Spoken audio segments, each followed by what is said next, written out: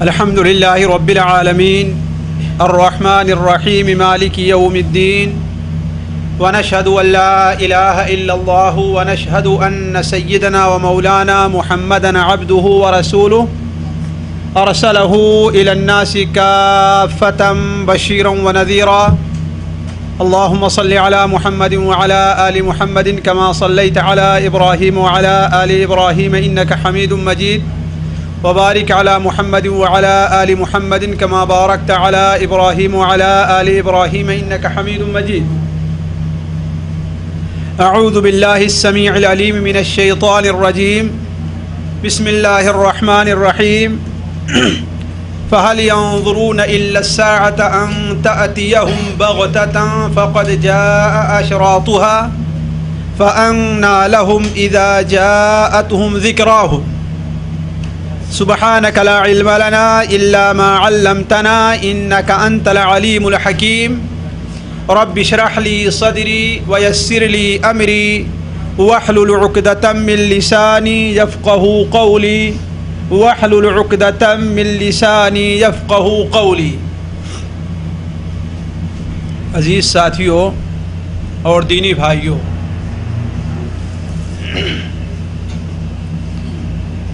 نبی اکرم حضرت محمد مصطفیٰ صلی اللہ علیہ وسلم پر ایمان لانے کا ایک معنی یہ بھی ہے کہ جن باتوں کی آپ نے خبر دی ہے اس کی تصدیق کی جائے. آپ صلی اللہ علیہ وسلم پر ہم آپ کو اللہ تبارک و تعالیٰ کا نبی اور رسول مانتے ہیں، یہ بات حق ہے، اس لیے کہ بغیر اس کے ہم اور آپ مومن نہیں ہو سکتے. تو آپ کو نبی اور رسول ماننے کا ایک معنی یہ بھی ہے کہ جن باتوں کی آپ نے خبر دی ہے ان باتوں کو حق اور سچ مانا جائے. وہ باتیں خواہ ہماری اور آپ کی عقل میں آئیں یا ہماری اور آپ کی عقل میں داخل نہ ہوں، لیکن چونکہ ہمیں یہ یقین اور ہمارا یہ ایمان ہے کہ آپ صلی اللہ علیہ وسلم سچے ہیں، آپ نے جو بات بتائی ہے وہ حق ہے، اور صحابہ کرام رضوان اللہ علیہم اجمعین نے آپ کی تمام باتوں کو جو ہمارے اور آپ کے فائدے کی تھی، ہمارے اور آپ کی مصلحت کی تھی، اسے حفظ رکھا، یاد رکھا، اور اس کے بعد تابعین تک پہنچایا، تابعین نے تبع تابعین تک پہنچایا، اور تبع تابعین نے اپنے بعد کے علماء اور اپنے شاگردوں تک پہنچایا، اور ان لوگوں نے حدیث کی کتابوں میں اسے جمع کر دیا جو آج ہمارے اور آپ کے سامنے مختلف کتابوں کی شکل میں موجود ہے. صحیح بخاری ہے، صحیح مسلم ہے، موطا امام مالک ہے، مسند احمد ہے، مصنف عبد الرزاق ہے، ابو داود سنن ابو داود ہے، سنن ترمذی ہے. اس طریقے سے بہت سی کتابیں ہیں. میرا مقصد ان کتابوں کا نام ذکر کرنا نہیں ہے، میں یہ کہہ رہا ہوں کہ آپ صلی اللہ علیہ وسلم کی جو باتیں ان کتابوں کے اندر موجود ہے، اس ناحیے سے کہ جس بات کا آپ نے حکم دیا ہے اس پر تو ہم عمل کریں، جن باتوں سے آپ نے روک دیا ہے ان باتوں سے تو ہم رک جائیں، اور جن باتوں کی آپ نے ہمیں خبر دی ہے خواہ وہ باتیں گزر چکی ہوں، وہ باتیں گزر چکی ہوں یا وہ باتیں آئندہ آنے سے تعلق رکھتی ہوں، ان تمام باتوں کی ہم اور آپ تصدیق کریں، ہے کہ نہیں؟ یہ آپ صلی اللہ علیہ وسلم پر ایمان لانے کا ایک جز ہے. آپ صلی اللہ علیہ وسلم پر ایمان لانے کے لیے ضروری ہے. اگر آپ کی کہی ہوئی باتوں کی ہم نے تصدیق نہ کی تو اس کا مطلب ہے کہ آپ کو ہم نے اپنا رسول تسلیم نہیں کیا. اور آپ صلی اللہ علیہ وسلم کے بارے میں اگر زبان سے نہیں تو اپنے اعمال سے یہ ظاہر کیا کہ آپ ہر بات بیان کرنے میں سچے نہیں ہے. حالانکہ آپ صلی اللہ علیہ وسلم نے حضرت عبداللہ ابن عمرو اور دوسرے لوگوں سے کیا فرمایا تھا؟ اس ذات کی قسم جس کے قبضے میں میری جان ہے، جو کچھ میں بولتا ہوں اسے نوٹ کر لو، اس زبان سے حق کے علاوہ کوئی دوسری بات نہیں نکل سکتی. وما ينطق عن الهوى ان هو الا وحی یوحى. آپ اپنی طرف سے خواہش سے آپ کوئی بات نہیں کہتے، الا کہ آپ کی طرف وحی کی جائے۔ تو آپ صلی اللہ علیہ وسلم نے جن بہت باتوں کی خبر دی ہے ان میں بہت سی ایسی چیزیں ہیں جن باتوں کو سن کر کے ہمیں اور آپ کو خوش ہونا چاہیے، اور اس جماعت میں، اس حالت میں، اس صورت میں ہمیں اور آپ کو بننے کی کوشش کرنی چاہیے، اور بہت سی ایسی چیزوں کی خبر دی ہے جو اچھی نہیں ہے تو اس سے ہمیں اور آپ کو پرہیز کرنا چاہیے، ہے کہ نہیں؟ اور اس قسم کے اعمال سے ہمیں اور آپ کو بچنا چاہیے۔ مثال کے طور پر نبی صلی اللہ علیہ وسلم نے قیامت کی نشانیاں ہمیں اور آپ کو بتلائی ہیں۔ یہ تو معلوم ہے قیامت قائم ہوگی نا، کہ کسی کا اس پر ایمان نہیں ہے؟ ایمان کا رکن ہے، بندے کے ایمان کا ایک رکن ہے کہ آخرت پر بھی ایمان لایا جائے۔ آخرت پر ایمان لانے میں بہت سی چیزیں شامل ہیں، اور یہ چیز ہمارے یہاں کی کمزوری ہے کہ یہ تو بتایا جاتا ہے کہ آخرت پر ایمان لے آؤ، لیکن آخرت کن چیزوں کو شامل ہے یہ تفصیل بہت کم لوگ بیان کرتے ہیں۔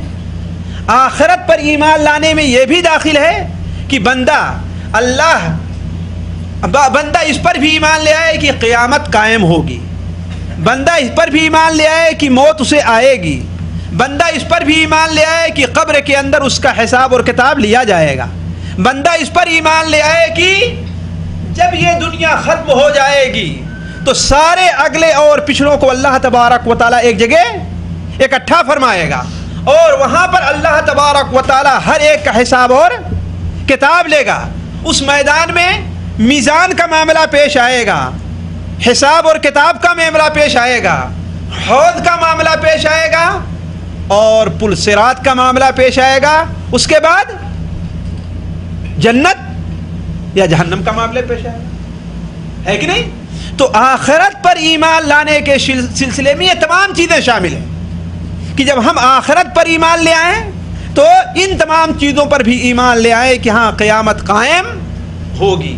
قیامت کب قائم ہوگی اس کا علم اللہ تبارک و تعالیٰ نے اپنے علاوہ کسی کو نہیں بتلایا ہے، نہ کسی نبی کو معلوم ہے، نہ کسی ولی کو معلوم ہے، نہ کسی پیر کو معلوم ہے، نہ کسی بزرگ کو معلوم ہے۔ ان اللہ عندہ علم الساعہ، اللہ تبارک و تعالی ہی کے پاس قیامت کا علم ہے۔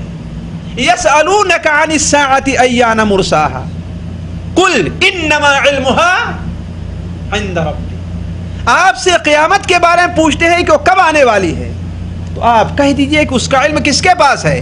میرے رب کے پاس ہے۔ متعدد جگہ قرآن مجید میں اللہ تعالیٰ نے اسے بیان کیا۔ تو قیامت کب قائم ہوگی یہ علم کس کے پاس ہے؟ اللہ تبارک و تعالیٰ کے پاس ہے، اور اکیلے اللہ تبارک و تعالیٰ کے پاس ہے۔ اللہ نے اس کا علم نہ کسی فرشتوں کو دیا ہے، نہ کسی جن کو دیا ہے، نہ کسی بابا کو دیا ہے، نہ کسی نبی اور پیغمبر کو دیا ہے۔ البتہ اللہ تبارک و تعالیٰ نے قیامت کی کچھ نشانیاں اپنے نیک بندوں کو، انبیاء اور صلحاء کو بتا دی ہیں، صلحاء کو نہیں، انبیاء کو بتلا دی ہیں، اور ان انبیاء نے اپنے امتیوں کو اس کی خبر دی ہے۔ خصوصاً ہمارے نبی صلی اللہ علیہ وسلم جو آخری نبی ہیں، آپ کے بعد کوئی نبی آنے والا نہیں ہے۔ کوئی نبوت کا دعویٰ کرتا ہے تو کیا ہے؟ وہ جھوٹا، کذاب اور مکار ہے، جیسا کہ بخاری اور مسلم وغیرہ متعدد کتب حدیث میں متعدد صحابہ کرام سے نبی صلی اللہ علیہ وسلم کا فرمان ہے کہ میرے بعد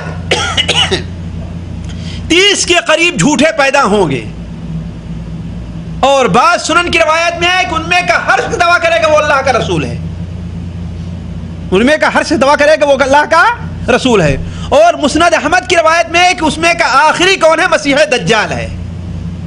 آپ نے فرمایا لیکن میں اللہ کا آخری نبی ہوں، میرے بعد کوئی نبی ہونے والا نہیں ہے۔ تو نبوت کے دعوے دار پیدا ہوں گے، اس کی بھی خبر ہمارے صلی اللہ علیہ وسلم نے دی ہے، آپ صلی اللہ علیہ وسلم نے اس کی بھی خبر دی ہے۔ تو نبوت، قیامت کی کچھ نشانیاں ہیں جس کا علم اللہ تبارک و تعالیٰ نے نبی حضرت محمد مصطفیٰ صلی اللہ علیہ وسلم کو دیا، اور آپ نے ہم تک پہنچایا۔ اس کی دلیل بخاری اور مسلم کی وہ حدیث جو حضرت ابو ہریرہ سے مروی ہے، حضرت عمر بن خطاب سے مروی ہے کہ اللہ کے رسول صلی اللہ علیہ وسلم ایک بار صحابہ کرام کے سامنے بیٹھے ہوئے تھے تو ایک شخص سفید کپڑا پہنے ہوئے آتا ہے اور آپ کے گھٹنے سے گھٹنا ملا کر کے بیٹھ گیا. سنا ہے بار بار آپ لوگوں نے اس حدیث کو. صحابہ کرام پریشان ہوئے کہ نہ تو اسے کوئی پہچانتا ہے ہم میں سے اور نہ اس کے اوپر سفر کے آثار ظاہر ہیں, اور بڑی بے تکلفی کے ساتھ آ کر کے نبی صلی اللہ علیہ وسلم کی خدمت میں بیٹھ جاتا ہے اور آپ کے گھٹنے سے اپنا گھٹنا ملا لیتا ہے اور آپ کے ران پہ اپنا ہاتھ مار کے کہتا ہے کہ یا محمد, اللہم صلی علی محمد, اخبرنی عن الاسلام, اخبرنی عن الایمان, اخبرنی عن الاحسان. اسلام کے بارے میں پوچھا, ایمان کے بارے میں پوچھا, احسان کے بارے میں پوچھا, اور آخر میں کیا پوچھا کہ قیامت کب آئے گی. پوری حدیث نہیں بیان کرنا چاہتا اس لیے ایک بات لمبی ہو جائے گی. محل شاہد کیا ہے, اس نے کیا سوال کیا, اس شخص نے قیامت کب آئے گی. تو آپ نے کیا فرمایا تھا, پوچھنے والے سے جس سے پوچھا جا رہا وہ زیادہ نہیں جانتا اس کے بارے میں. یعنی جس طریقے سے قیامت کے بارے میں, اس کے واقع ہونے کے بارے میں تمہیں علم نہیں ہے, ایسے مجھے بھی علم نہیں ہے. تو کہا اچھا پھر اس کی کچھ نشانیاں ہیں, تو آپ نے اس کی کچھ نشانیاں بیان کی. تو قیامت کی متعدد نشانیاں اللہ کے رسول صلی اللہ علیہ وسلم نے بیان کی ہیں. جن نشانیوں میں کچھ نشانیاں چھوٹی چھوٹی ہیں اور کچھ بڑی بڑی ہیں. نبی صلی اللہ علیہ وسلم نے چھوٹی بڑی نہیں بیان کی, آپ نے تو نشانیاں بیان کی. البتہ علماء نے ان کی تقسیم کی ہے کہ نشانیاں کچھ چھوٹی ہیں اور کچھ بڑی ہیں. چھوٹی نشانیوں کا کیا معنی ہے, چھوٹی نشانیوں کیا معنی ہے, یہ تمام چیزیں ہیں جاننے کی ہیں. اس لیے کہ قیامت قریب ہے, قیامت کی دور ہے, ابھی قیامت قریب ہے. ہم نہیں جانتے کہ ہم اور آپ زندگی کے آخری لمحے کو پائیں گے کہ نہیں پائیں گے. اور اس کے علاوہ یہ بھی بات جان لیں کہ ہر شخص جو مر گیا اس کی قیامت قائم ہو گئی. ہر شخص جس کی وفات ہو گئی اس کی قیامت قائم ہو گئی. کیوں؟ اس لیے کہ قیامت سے پہلے جو عمل کرنے کا وقت ہے وہ اب ختم ہو گیا. اس لیے علماء کہتے ہیں من مات فقد قامت قیامتہ, جو مر گیا اس کی قیامت قائم ہو گئی ہے. اس کا حساب اور کتاب شروع ہو جائے گا. نیک ہے تو اسے جنت کی نعمتوں سے نوازا جائے گا, برا ہے تو اسے جہنم کے عذاب میں رکھا جائے گا. یہ ہے کہ یہ ہلکے درجے کا ہوگا اور جہنم میں جو ہوگا وہ بہت اعلیٰ درجے کا ہوگا. اللہ بہتر جانتا ہے کہ ان عذاب کی کیفیت اور نوعیت کیا ہے. تو عرض کرنے کا مقصد یہ ہے کہ اس کے لیے تیاری ضروری ہے. تو قیامت کی نشانیاں دو قسم کی ہیں, چھوٹی نشانیاں اور بڑی نشانیاں. چھوٹی نشانیاں اور بڑی نشانیاں. چھوٹی نشانیوں سے کا معنی کیا ہے کہ ایسی چیزیں ظاہر ہوں جو عام طور پر لوگوں کے سامنے پیش آیا کرتی ہیں, ہے نا, عجیب و غریب لوگوں کو محسوس نہیں ہوتی. اور بڑی نشانیوں کا معنی یہ ہے کہ ایسی چیزیں ظاہر ہوں جو لوگوں کو بہت عجیب و غریب محسوس ہوں, لوگوں کو عجیب و غریب محسوس ہوں اور عام حالات میں وہ چیزیں پیش نہیں آتی. مثال کے طور پر, بات لمبی نہ ہو جائے, میں کچھ دوسری بات آپ کے سامنے رکھنا چاہتا ہوں, لیکن ایک مثال دے دوں. آپ صلی اللہ علیہ وسلم نے سب سے پہلی نشانی قیامت کی کیا بتائی ہے, سب سے پہلی نشانی قیامت کی کیا بتائی ہے؟ ضروری ہے یاد, ان چیزوں کا جاننا ضروری ہے. میں جانتا ہوں کہ خصوصاً آج کی میری تقریر کوئی جذباتی نہیں ہوگی اور اس میں مقررین کی رنگ آرائی بھی نہیں پائی جائے گی, لیکن یہ باتیں سمجھنا اور سیکھنا آپ لوگوں کے لیے ضروری ہے. اس لیے میں رکھ رہا ہوں کہ ان کا سمجھنا اور سیکھنا بہت ضروری ہے. جذبات میں آنے سے کوئی خاص فائدہ نہیں ہوتا. سنیں اور یہاں سے جانے کے بعد ذہن سے باتیں نکل گئی. تو سب سے پہلی نشانی قیامت کی جو دنیا میں واقع ہوئی ہے وہ کون ہے, کوئی جانتا ہے؟ آپ نہ بتائیں. اور کوئی جانتا ہے قیامت کی سب سے پہلی نشانی؟ ہاں بتائیے کیا ہے؟ نبی صلی اللہ علیہ وسلم کی آمد اور آپ کی وفات. اللہ آپ کا خوش رکھے. سب سے پہلی نشانی ہے کہ نبی صلی اللہ علیہ وسلم کی دنیا میں بعثت اور آپ کی وفات. مسلم شریف میں, بخاری میں بھی ہے. حضرت عوف ابن مالک بیان فرماتے ہیں کہ غزوہ تبوک کے موقع پر میں نبی صلی اللہ علیہ وسلم کے ایک خیمے میں گیا. آپ ایک چمڑے کے خیمے میں بیٹھے ہوئے تھے اور خیمہ بڑا چھوٹا سا تھا. تو ہم نے کہا اے اللہ کے رسول صلی اللہ علیہ وسلم میں داخل ہو سکتا ہوں؟ آپ نے کہا ہاں جاؤ. تو وہ مذاق میں کہتے ہیں میں پورا آ جاؤں کہ آدھا آ جاؤں؟ اس لیے کہ چھوٹی سی جگہ تھی, بیٹھنے خاص جگہ نہیں تھی. اس لیے کہ آپ صلی اللہ علیہ وسلم لوگوں میں کوئی عام امتیاز نہیں رکھتے تھے کہ آپ کے جانے سے پہلے آپ کے لیے بڑا سا خیمہ نصب کیا گیا اور وہاں پر آپ کے آمد کے اندر توپیں دگ رہی. آپ کو اس کا کوئی اہتمام نہیں تھا. عام لوگ طریقے سے اس طریقے سے آپ بھی جا کر کے ایک چھوٹے سے خیمے میں بیٹھ گئے. تو آپ نے کہا نہیں, پورے کے پورے تم آ جاؤ. پھر وہاں پر جب قیامت کا ذکر ہوا تو آپ نے فرمایا قیامت سے پہلے 6 نشانیاں تم شمار کر لو. 6 نشانیاں شمار کر لو. پہلی نشانی اس میں کیا بتائی آپ نے؟ موتی, میری وفات. یعنی جب تک میری وفات نہیں ہوگی قیامت قائم نہیں ہوگی. تو سب سے پہلی نشانی یہ کیا ہے؟ آپ صلی اللہ علیہ وسلم کی وفات ہے. اور یہ چھوٹی نشانیوں میں ہے. کیوں؟ اس لیے کہ انسان کا آنا اور جانا اور مرنا, پیدا ہونا, زندہ ہونا, یہ کیا ہے؟ عمومی عام سی بات ہے. اسی طریقے سے آپ صلی اللہ علیہ وسلم جیسے بخاری شریف وغیرہ میں قیامت کی ایک نشانی بتائی کہ زنا کی کثرت ہو جائے گی. ظاہر بات زنا ہر زمانے میں پایا گیا ہے. خون زیادہ بہایا جائے گا, خون کا بہانا ہر زمانے میں پایا گیا ہے. البتہ جب قیامت کا وقت ہوگا تو اس کے اندر تھوڑی سی کثرت ہو جائے گی. سود کھانا پہلے بھی لوگ کھاتے تھے, لیکن جب قیامت کا وقت آیا تو لوگ سود زیادہ کھانے لگے. تو قیامت کی چھوٹی نشانیوں کا معنی یہ ہے کہ وہ طبعی چیز ہوں, فطری چیز ہوں جو عام طور پر زمانے میں پائی جاتی ہیں, البتہ اس کے اندر کثرت اور زیادتی ہو جائے. اور قیامت کی بڑی نشانیوں کا معنی یہ ہے کہ وہ چیز عجیب و غریب ہو, عام طور پر لوگ وہ چیز پیش نہ آتی ہو. مثال کے طور پر سورج کس طرف سے نکلتا ہے؟ مشرق سے نکلتا ہے اور مغرب میں جا کے ڈوب جاتا ہے. اور اگر یہ مغرب سے نکل جائے تو ایک عجیب بات ہے نا. اس لیے یہ قیامت کی بڑی نشانی مانی گئی, سورج کا مغرب سے نکلنا. عام طور پر ایک شخص کسی کو مار کے زندہ نہیں کر سکتا, لیکن کوئی ایسا شخص پیدا ہو جیسے دجال بدبخت ہے, وہ مار کر کسی کو زندہ کر دے, تو ظاہر بات یہ بڑی چیز ہے کہ نہیں چڑی. کسی کے کہنے سے ہم نے نہیں دیکھا کہ آسمان سے بارش ہو رہی ہو کہ اے آسمان اپنی بارش نازل کر, لیکن اگر کسی کے کہنے سے بارش نازل ہونے لگے تو اس کا کیا معنی ہے؟ یہ تو عجیب غریب چیز ہے نا. تو قیامت کی بڑی بڑی نشانیوں کا معنی یہ ہے کہ عجیب و غریب چیز کا ظہور دنیا کے اندر ہو جائے اور ہونے لگے. تو آپ صلی اللہ علیہ وسلم نے جن چھوٹی نشانیوں کی یا بڑی نشانیوں کی نشاندہی کی ہے, ان میں مہدی کا ظہور اور دجال کا خروج دونوں ہے. مہدی کا ظہور اور دجال کا خروج دونوں ہے. آج کی یہ مجلس مہدی سے متعلق ہوگی اور کل کی مجلس دجال سے متعلق انشاءاللہ, اگر اللہ تبارک و تعالی صحت اور زندگی بخشی تو رہے گی. مہدی سے متعلق ایک بات اہل سنت والجماعت کا عقیدہ یہ ہے کہ اس دنیا کے ختم ہونے سے پہلے نبی صلی اللہ علیہ وسلم کے خاندان سے حضرت حسن ابن علی رضی اللہ تعالی عنہ کی اولاد سے محمد ابن عبداللہ نامی ایک مصلح ضرور پیدا ہوگا جو دنیا کو انصاف اور عدل سے بھر دے گا, جس طریقے سے کہ دنیا اس کے پہلے ظلم اور ستم سے بھر گئی ہوگی. یہ اہل سنت والجماعت کا عقیدہ ہے کہ ایک شخص کا ظہور اس طریقے سے ہونے والا ہے جس کا نام کیا ہوگا؟ محمد ہوگا. اس کے باپ کا نام کیا ہوگا؟ عبداللہ ہوگا. کس خاندان سے ہوگا؟ نبی صلی اللہ علیہ وسلم کے خاندان, حضرت فاطمہ کی اولاد.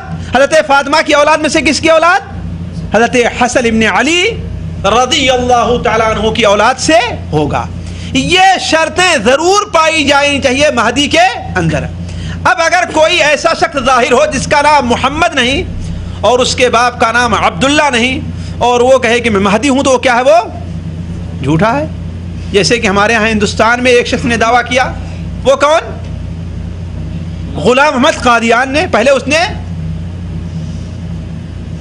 اصلاح کا دعویٰ کیا, اس کے بعد مہدیت کا دعویٰ کیا, اس کے بعد مسیح موعود ہونے کا دعویٰ کیا, اور بعد میں نبی بن گیا.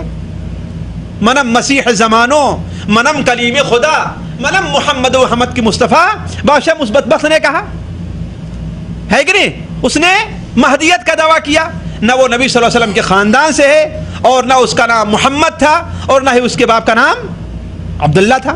تو اگر کوئی شخص مہدیت کا دعویٰ کرے، جس مہدی کی بشارت نبی صلی اللہ علیہ وسلم نے دی ہے، تو وہ شخص اگر اس کا نام محمد نہیں، اس کے باپ کا نام عبداللہ نہیں، اور وہ ہاشمی خاندان سے نہیں ہے، تو وہ شخص کیا ہے؟ جھوٹا ہے۔ تو اہل سنت والجماعت کا عقیدہ ہے کہ ایک ایسا شخص ضرور پیدا ہوگا قیامت کے قائم ہونے سے پہلے، اور دنیا کو عدل و انصاف سے اسی طریقے سے بھر دے گا جس طریقے سے کہ یہ دنیا ظلم و ستم سے بھری ہوگی۔ مسند احمد، سنن ابو داود کے اندر حضرت علی ابن ابی طالب رضی اللہ عنہ کی روایت ہے کہ اللہ کے رسول صلی اللہ علیہ وسلم نے ارشاد فرمایا، لو لم یبق من الدہر الا یوم واحد، اگر قیامت دنیا کا زمانے کا ایک دن بھی باقی رہ گیا تو اللہ تبارک و تعالی میرے خاندان سے ایک شخص کو اس دنیا میں بھیجے گا جو اس زمین کو عدل و انصاف سے اسی طرح بھر دے گا جس طریقے سے یہ زمین ظلم و ستم سے بھر گئی تھی۔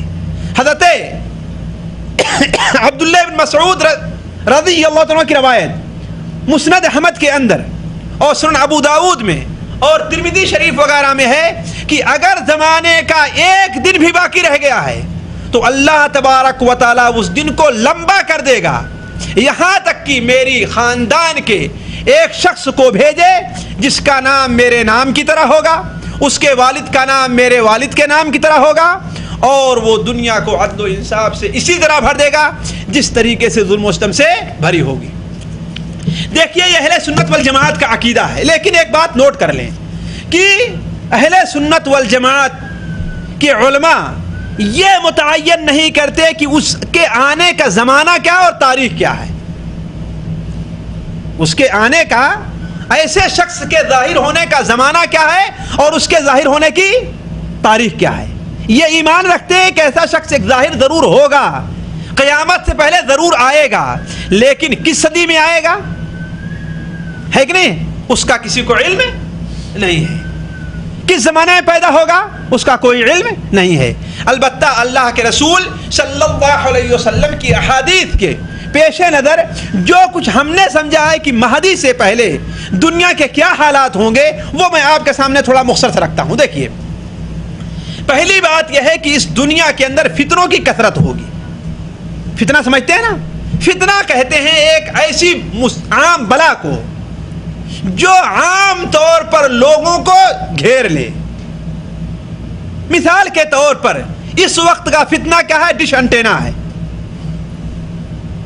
کتنے لوگ اس سے بچے ہوئے ہیں بتائیے؟ مولوی لوگ نہیں بچے ہوئے ہیں، جاہلوں کی بات کیا بتاؤں۔ ہے بات صحیح کہ نہیں صحیح؟ کوئی خبریں دیکھنے کے بہانے لگائے ہوئے ہیں، اگرچہ دیکھتا خبریں کم ہے، دوسری چیزیں اور دیکھتا ہے کہ نہیں ہے؟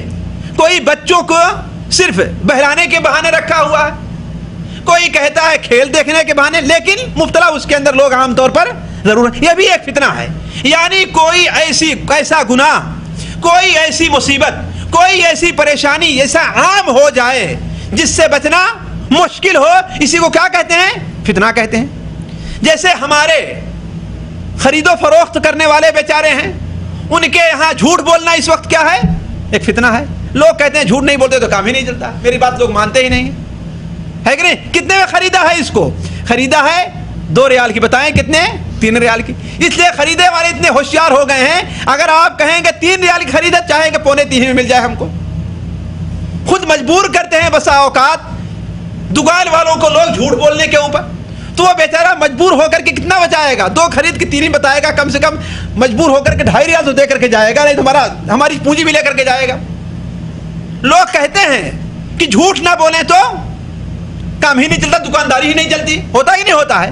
یہ بھی ایک فتنہ ہے جس کے اندر عام طور پر لوگ مبتلا ہیں۔ سود کھانا کیا ہے؟ یہ بھی ایک فتنہ ہے۔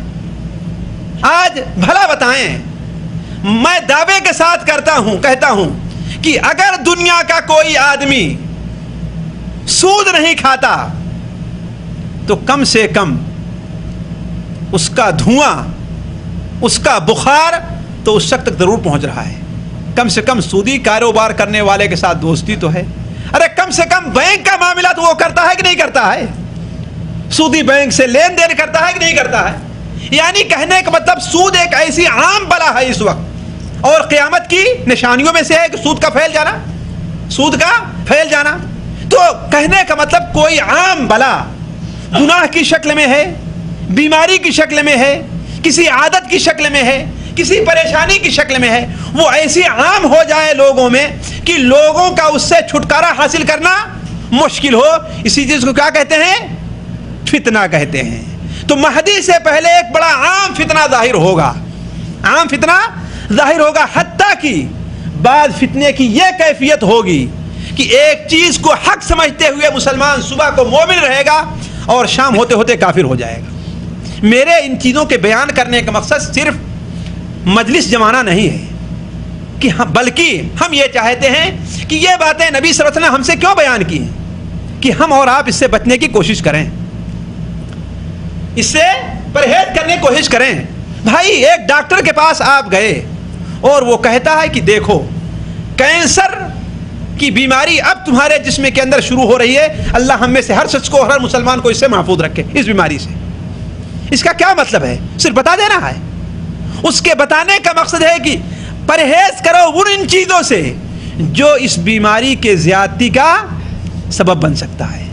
یہی تو مقصد ہوتا ہے نا، اس کے بتانے کا یہی تو مقصد ہوتا ہے۔ کوئی بیماری ہو کہ ذرا دیکھو اس وقت سکر کی بیماری تمہارے جسم میں پیدا ہو رہی ہے لیکن ابھی بالکل کاؤنٹر پر ہے، اس کا مطلب کیا ہے کہ وہ چیزیں، وہ غذا، وہ چیزیں استعمال کرنے سے تم بچو جس سے سکر کی بیماری زیادہ ہو، ہے کہ نہیں؟ یہ نہیں ہے کہ پہلے اگر 1 کپ چائے پیتے تھے تو آپ 4 کپ پینے لگے اور خوب چینی ڈالنے لگے، 1 چمچہ 1 کپ میں ڈالتا 3 چمچے ڈالنے لگے، اس کا مطلب تو ہوا نا، وہ بیوقوف سمجھایا کہ سمجھائے گا؟ تو نبی صلی اللہ علیہ وسلم نے یہ چیزیں جو ہمیں اور آپ کو بتائی ہیں اس کا مطلب کیا ہے؟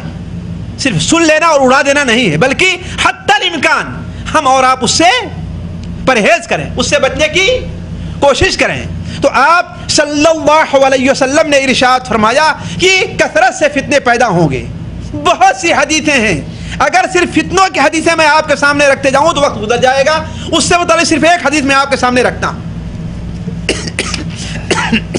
اللہ کے رسول صلی اللہ علیہ وسلم نے ارشاد فرمایا کہ فتنہ احلاس پیدا ہوگا۔ حضرت عبداللہ ابن عامر بیان کرتے ہیں، ابو داؤد شریف کے اندر روایت ہے کہ ہم لوگ نبی صلی اللہ علیہ وسلم کی خدمت میں بیٹھے ہوئے تھے، آپ نے فتنوں کا ذکر فرمایا، یہاں تک کہ آپ نے احلاس کا فتنہ فرمایا۔ احلاس جانتے ہیں کیا چیز ہے؟ احلاس جمع ہے حلس کی، حلس کے معنی ہوتا ہے چٹائی اور بوریا کے۔ پہلے لوگ کس پر بیٹھتے تھے؟ چٹائی اور بوریا پر۔ قالین کہاں ملتے تھے؟ اب تو بیچارہ اگر مسجد کی صفائی کرتا ہے وہ بھی اپنے گھر میں آ کر کے قالین کے اوپر بیٹھتا ہے، یہاں پر خصوصاً سعودیہ کے اندر ورکشاپ میں کام کرتا ہے پھر بھی وہ قالین پر بیٹھتا ہے کہ نہیں؟ ہم جیسا کوئی شخص اپنے بچوں کو پورا کھانا بھی نہیں کھلا سکتا، وہ بھی کیا ہے اپنے گھر کے اندر بساند اور قالین رکھے ہوئے۔ لیکن عام طور پر پہلے زمانے میں کیا تھا؟ لوگ چٹائی اور بوریا پر بیٹھا کرتے تھے۔ تو چٹائی اور بوریا کہتے ہیں اسی کو حلس کہتے ہیں۔ اسی کو کیا کہتے ہیں؟ حلس۔ یعنی جس طریقے سے بیٹھنے والے کے جسم سے چٹائی اور بوریا بالکل ملی رہتی ہے، ایک دور رہتی ہے، کوئی ایسے بیٹھتا ہے چٹائی کے اوپر بیٹھے گا تو ایسے بیٹھے گا نا، جیسے چپکی رہتی ہے، اسی طریقے سے وہ فتنہ لوگوں کے ساتھ چپک جائے گا، وہ فتنہ لوگوں کے ساتھ چپک جائے گا، لوگوں کو چھوڑے گا نہیں، ہر آدمی اس کے اندر نہ چاہتے ہوئے بھی ملوث ہو جائے گا، ہے کہ نہیں؟ اس کے بعد آپ صلی اللہ علیہ وسلم نے فتنہ سرا، خوشی کا، آسائش کا اور آرام کے فتنے کا ذکر فرمایا، اور فرمایا کہ یہ فتنہ جو شروع ہوگا تو میرے خاندان کے ایک شخص کے ذریعے شروع ہوگا، لوگ امن سے رہیں گے، آسائش سے رہیں گے، لیکن وہ میرے خاندان کا نہیں ہے، اس لیے کہ میرے خاندان کے لوگ صرف متقی اور پرہیزگاری ہوتے ہیں، اس لیے کہ وہ فتنہ آسائش کا تو ہوگا لیکن اسلام کے لیے بہتر نہیں ہوگا۔ جس طریقے سے آج ساری دنیا چاہتی ہے کہ مسلمان کافروں کے ساتھ صلح کر لیں، فلسطین کا مسئلہ چھوڑ دیں، کشمیر کا مسئلہ چھوڑ دیں، شیشان کا مسئلہ چھوڑ دیں، افغانستان کا مسئلہ چھوڑ دیں، جو کچھ چور بابا امریکہ کہہ رہے ہیں ان کی بات ماننے کے لیے تیار ہو جائیں؟ ہے کہ نہیں ہے؟ وہ جو کچھ کہیں سیدھے مان لیں، وہ کہیں کہ ہاں یہ حق ہے، ہاں بھائی حق ہے، وہ کہیں دن کو کہ ہاں یہ رات دکھائی دے رہی ہے، ہاں ہاں وہ سورج نہیں بلکہ چاند ہے، اور دیکھو اس کے دائیں بائیں فلاں تارا فلاں تارا فلاں دکھائی دے رہا ہے. جب ایسا کہنے پہ تیار ہو جائے تو باقی صلح ہو جائے گی کہ نہیں صلح ہوگی؟ آج ہندوستان کے اندر مسلمان ہندوؤں کی عید منانا شروع کر دیں، ان کے تہوار میں جانا شروع کر دیں، ان کی عورتوں کی طرح ہماری عورتیں تلک اور ساری لگانا شروع کر دیں، ہمارے اور ان کے اندر کسی قسم کا فرق نہ رہے، مسلمان ان کے مندر میں جائیں، اپنی مسجدوں کو ان کے لیے کھول دیں، ان کی شادیوں میں شریک ہوں، ہمیں اپنی شادیوں میں ان کو دعوت دیں، ان کی لڑکیوں کو لیں اور اپنی لڑکیوں کو انہیں دیں، تو کوئی اختلاف نہیں رہ جائے گا. کوئی اختلاف رہ جائے گا؟ صلح تو ہو جائے گی، لیکن اللہ کی رضامندی کے لیے ہوگی کہ شیطان کی رضامندی کے لیے ہوگی؟ شیطان کی رضا. تو ایک صلح ہوگی اور یہ صلح کا فتنہ ہوگا، اور یہ فتنہ ہمارے خاندان کے ایک آدمی کے ذریعے شروع ہوگا. اللہ بہتر جانتا ہے وہ کون ہے، لیکن آپ نے فرمایا وہ میرے خاندان کا نہیں ہے. میرے خاندان کے لوگ وہی ہیں جو متقی اور پرہیزگار رہا کرتے ہیں، متقی اور پرہیزگار رہتے ہیں. اس کے بعد آپ نے فرمایا کہ لوگ ایک ایسے شخص کے ہاتھ پر بیعت کریں گے جو بالکل فٹ بال مزاج ہوگا، یعنی اس کے اندر مستقل مزاجی نہیں ہوگی، وہ حکومت کا اہل نہیں ہوگا. پھر اس کے بعد کالا فتنہ پیدا ہوگا. کیسا فتنہ پیدا ہوگا؟ کالا فتنہ پیدا ہوگا کہ اس امت کے کسی شخص کو بھی بغیر تماچا مارے نہیں چھوڑے گا، یعنی امت کا ہر آدمی اس سے متاثر ہوگا، اور وہ فتنہ اتنا لمبا ہو جائے گا، اتنا لمبا فتنہ ہوگا کہ لوگ تمنا کریں گے کاش کہ اس سے فرصت مل جائے. جب یہ صورت پیدا ہوگی تو دنیا کے لوگ دو گروپ کے اندر بٹ جائیں گے. اس گروپ میں بٹنے سے پہلے ہمیں اور آپ کو چاہیے کہ سوچ لیں کس گروپ کے اندر ہمیں شریک ہونا ہے، ہمیں کس گروپ میں شامل ہونا ہے، ہمیں کس گروپ کی تائید کرنی ہے، اور اس کے حالات، اس کے آثار میری ناقص سمجھ کے مطابق بالکل کھل کر کے ظاہر ہونے والے ہیں کہ کس کا ساتھ دینا ہے. میرا ساتھ دینا ہے یا کہ فلاں کا ساتھ دینا ہے. میرا ساتھ دینا ہے تو ٹھیک ہے، ورنہ ہم اس کے خلاف اعلان جنگ کرتے ہیں. کھل کر کے بات سامنے آ جائے گی. تو آپ نے فرمایا اس کے بعد لوگ دو حصوں میں بٹ جائیں گے. ایک حصہ اہل ایمان کا ہوگا جس میں کوئی منافق نہیں ہوگا، اور ایک گروپ جو ہے اہل نفاق کا ہوگا جس میں کوئی مومن نہیں ہوگا. ہمیں اللہ تبارک و تعالی اس گروپ میں شامل کرے، ہم سب لوگوں کو، سب مسلمانوں کو. جو گروپ ان لوگوں کا ہے جن کے اندر ایمان ہی ایمان ہے، کوئی منافق نہیں پایا جائے گا. اور دوسرا گروپ ان بدبختوں کا ہوگا جو منافقوں کا ہوگا، اگرچہ اپنے کو مسلمان پہلے کہتے رہے ہوں گے، لیکن معاملہ کھل کر کے سامنے آئے گا کہ کون مسلمانوں کی مدد کرتا ہے، کون مسلمان مسجدوں کی مدد کرتا ہے، کون بیت المقدس کی مدد کرتا ہے، اور کون کافروں، ملحدوں، یہودوں، نصارہ، ہندوؤں اور ہر ایک کی مدد کرتا ہے. بات کھل کر بالکل سامنے آ جائے گی. تو لوگ دو گروپ میں بڑھ جائیں گے. ایک گروپ کون ہوگا؟ جو اہل ایمان کا ہوگا جس کے اندر کوئی منافق نہیں ہوگا. اور دوسرا گروپ کس کا ہوگا؟ اہل نفاق کا ہوگا جس کے اندر کوئی مومن نہیں ہوگا. نبی صلی اللہ علیہ وسلم نے فرمایا جب یہ صورتحال پیدا ہو جائے تو دجال کے خروج کا اسی دن انتظار کرو یا اس کے دوسرے دن انتظار کرو. یعنی اس کا مطلب کہ دجال کا خروج بہت ہی قریب ہوگا. تو عرض کرنے کا مقصد یہ ہے کہ میری اپنے ذاتی مطالعے کے مطابق مہدی کے ظہور سے پہلے دنیا کے اندر کثرت ہو جائے کس کی؟ فتنے کی. بہت فتنے پیدا ہو جائیں گے. اور دوسری علامت مہدی کے ظاہر ہونے سے پہلے یہ ہوگی کہ دشمنان اسلام کا قبضہ عمومی طور پر بلاد اسلامیہ پر ہو جائے گا. خواہ خود حکومت کریں یا ان بادشاہوں سے حکومت کروائیں جو بادشاہ ان کے ہاں میں حامل آئیں. ہے کہ نہیں؟ عمومی طور پر بلاد اسلامیہ پر قبضہ کیا ہوگا؟ کس کا ہو جائے گا؟ اسلام کے دشمنوں کا ہوگا.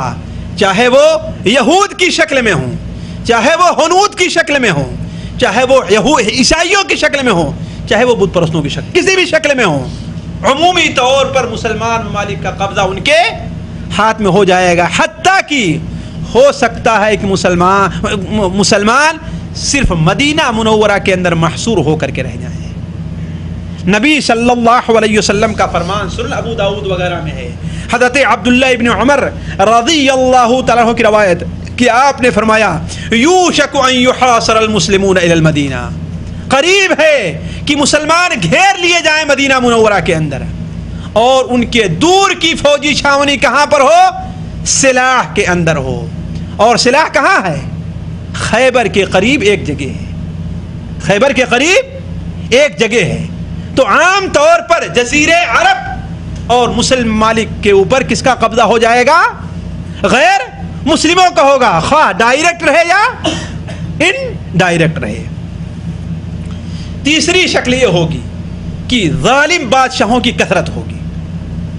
تیسری علامت مہدی کے ظہور سے پہلے یہ ہوگی کہ ظالم بادشاہوں کی کثرت ہوگی، اور امت مسلمہ خصوصاً دین پر چلنے والے لوگ انہی کے ظلم میں پس کر کے رہ جائیں گے، چیخیں گے، چلائیں گے کہ جہاد کا جھنڈا بلند کیا جائے، چیخیں گے ظالموں سے بدلہ لیا جائے، چیخیں گے مسلمانوں کی مدد کی جائے، لیکن ان کی آواز سننے والا کوئی نہیں رہ جائے گا۔ ان کی آواز صرف مسجد کے ممبروں ہی تک محصور ہو کر کے رہ جائے گی، ان کی آواز صرف ساتھیوں ہی تک رہ جائے گی۔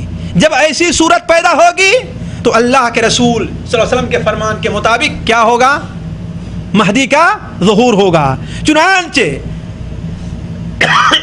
مستدرک حاکم حضرت ابو سعید خدری رضی اللہ عنہ کی روایت ہے کہ آپ صلی اللہ علیہ وسلم نے ارشاد فرمایا لَتُمْلَأَنَّ الْأَرْضُ جَوْرًا وَظُلْمًا، زمین ظلم سے اور جور سے بھر جائے گی۔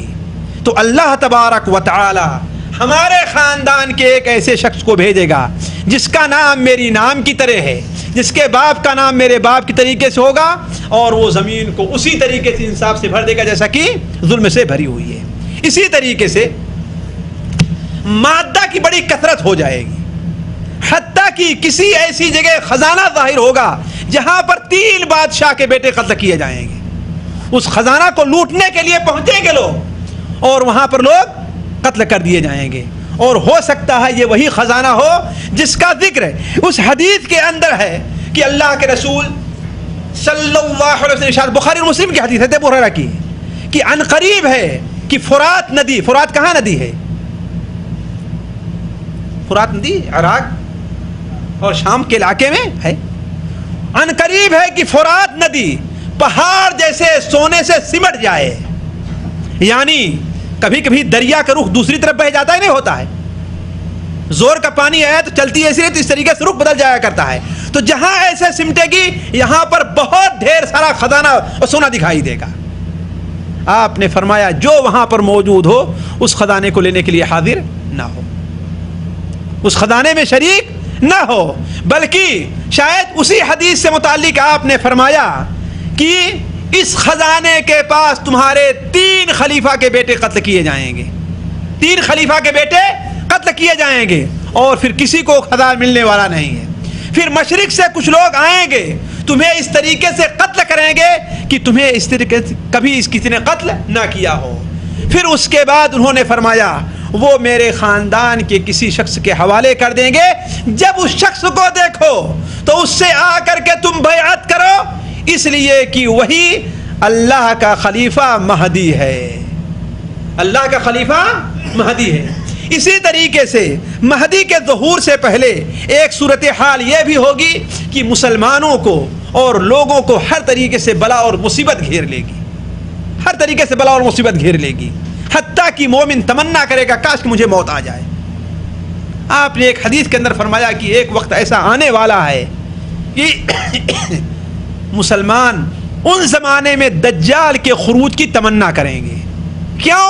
اس لیے کہ جب دجال خارج ہوگا تو اس وقت حضرت عیسیٰ ابن مریم کا نزول ہوگا، اور جب عیسیٰ ابن مریم کا نزول ہوگا تو دجال کو قتل کریں گے، اور یہودیوں کا بھی قتل عام ہوگا، یہاں تک کہ وہ دیواریں جو آج کھڑی کی جا رہی ہیں وہ دیواریں خود چیخ چیخ کر کے بتلائیں گی کہ اے مسلمان، ایک یہودی میرے پیچھے چھپا ہوا ہے، اس کو مار دے۔ تو فتنوں کی کثرت ہوگی۔ اسی طریقے سے ایک بات اور بڑی واضح ہو کر کے سامنے آ رہی ہے کہ مہدی کے ظہور سے پہلے رومیوں کی کثرت ہوگی۔ رومیوں سے مطلب سمجھتے ہیں کون ہے؟ اہل روم، یورپ کے لوگوں کی کثرت ہوگی، خواہ افراد میں کثرت ہو۔ اب مثال کے طور پر اگرچہ ابھی تک ایشیا کے لوگ زیادہ ہیں، لیکن یہ بھی ہو سکتا ہے وہ بدبخت جو ایٹم بم تیار کیے ہوئے ہیں ایشیا کے ملکوں پر لا کر کے پھینک دیں۔ ظاہر بات اس سے لوگ مریں گے کہ نہیں مریں گے؟ اور خود ہمارے ملکوں میں ایک دوسرے ملک کی تباہی کا سامان موجود ہے۔ خود ایشیا کے اندر اتنا تباہی کا سامان موجود ہے کہ پورا ایشیا ایک دو ایٹم بم کے میں ختم ہو سکتا ہے۔ تو چاہے یہ صورتحال ہو یا یہ کہ ان تمام ملکوں پر قبضہ کر کے ان لوگوں کو اپنی فوج کے اندر شامل کر لیں، کم سے کم اس کے آثار تو بڑی واضح طور پر ہمارے اور آپ کے سامنے آ رہے ہیں۔ ہمارے اور آپ کے سامنے بڑے واضح طور پر اس کے آثار آ رہے ہیں۔ مثال کے طور پر افغانستان میں جو کچھ ہوا ہے، چاہے جس کے ذریعے لڑائی کی ہے، لیکن معلوم کیا ہوگا، امریکہ نے چاہے افغانیوں سے لڑایا ہو چاہے جو، لیکن قیادت کس کی تھی؟ امریکہ کی تھی نا۔ تو کہنے کا مطلب یہ ہے کہ مسلم شریف کے اندر نبی صلی اللہ علیہ وسلم کی روایت ہے کہ آپ نے فرمایا لا تقوم الساعہ، تقوم الساعۃ والروم اکثر الناس، قیامت جب قائم ہوگی تو روم کیا ہیں؟ بہت زیادہ ہوں گے۔ اور یہ بھی بتا دوں زیادہ تو ہوں گے، لیکن انہی میں سے ایک بہت بڑی جماعت انشاءاللہ مسلمان بھی ہوگی۔ انہی میں سے ایک بہت بڑی جماعت مسلمان بھی ہوگی جو پہلے ان سے لڑے گی۔ مسلم شریف میں حضرت ابو ہریرہ رضی اللہ تعالیٰ عنہ سے مروی ہے کہ اللہ کے رسول صلی اللہ علیہ وسلم نے ارشاد فرمایا، کیا تم لوگوں نے کسی ایسے شہر کے بارے میں سنا ہے جس کا کچھ حصہ پانی میں ہے اور کچھ حصہ خشکی میں ہے؟ لوگوں نے کہا ضرور سنا ہے۔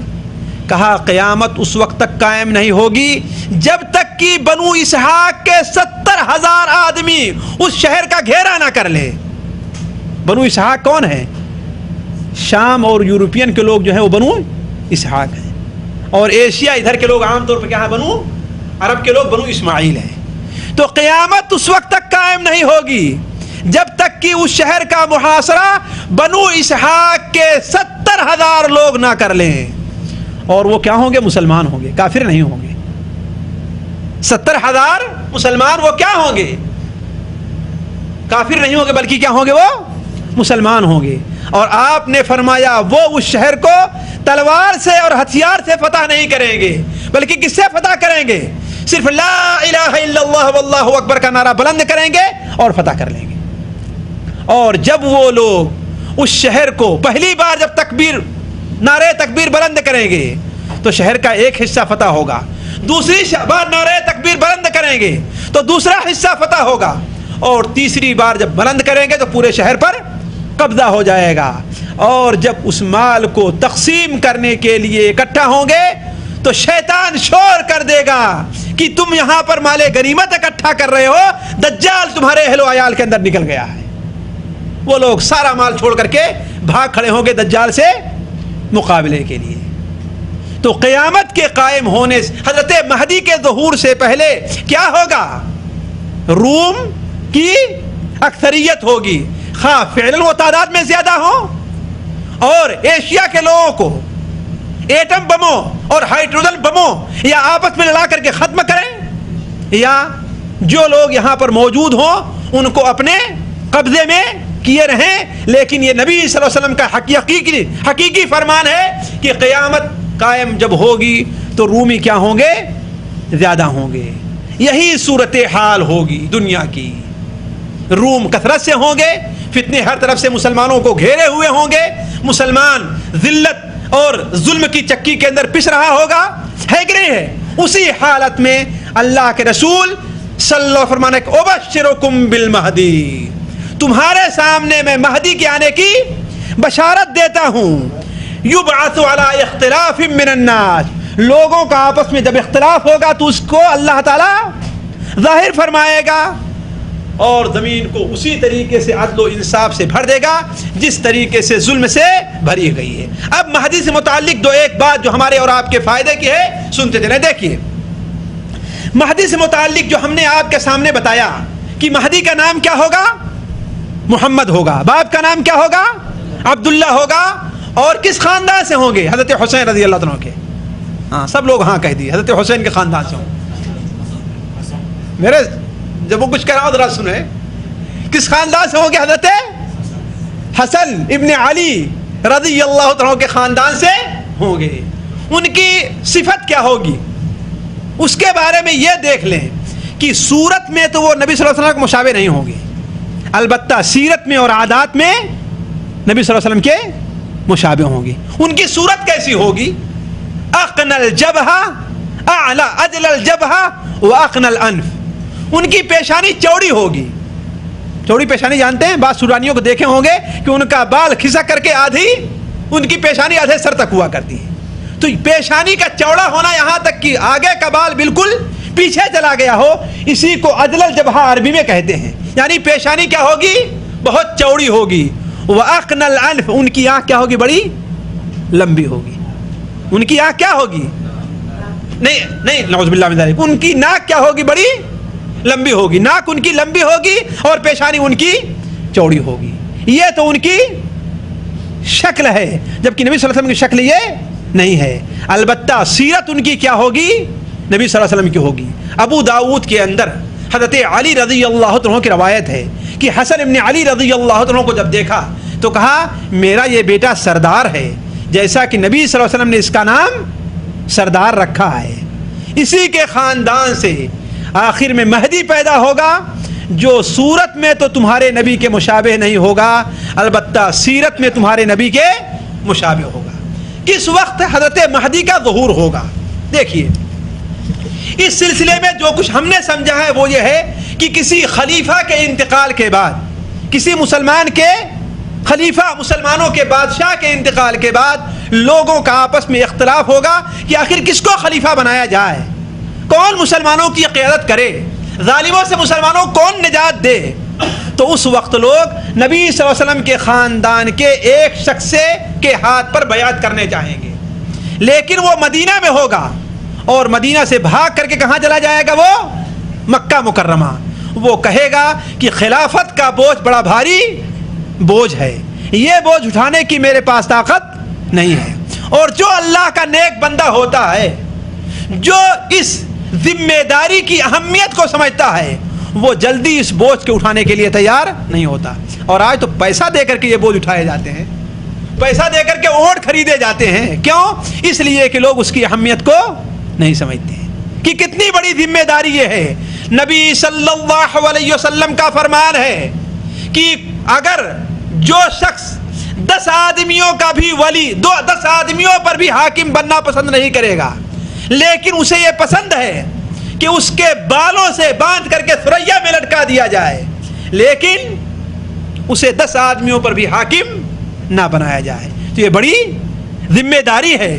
لوگ مدیر بننا فخر کی بات سمجھتے ہیں، وزیر بننا فخر کی بات سمجھتے ہیں، اور وزیر اعظم بننا تو اس کی کوئی بات ہی نہیں ہے.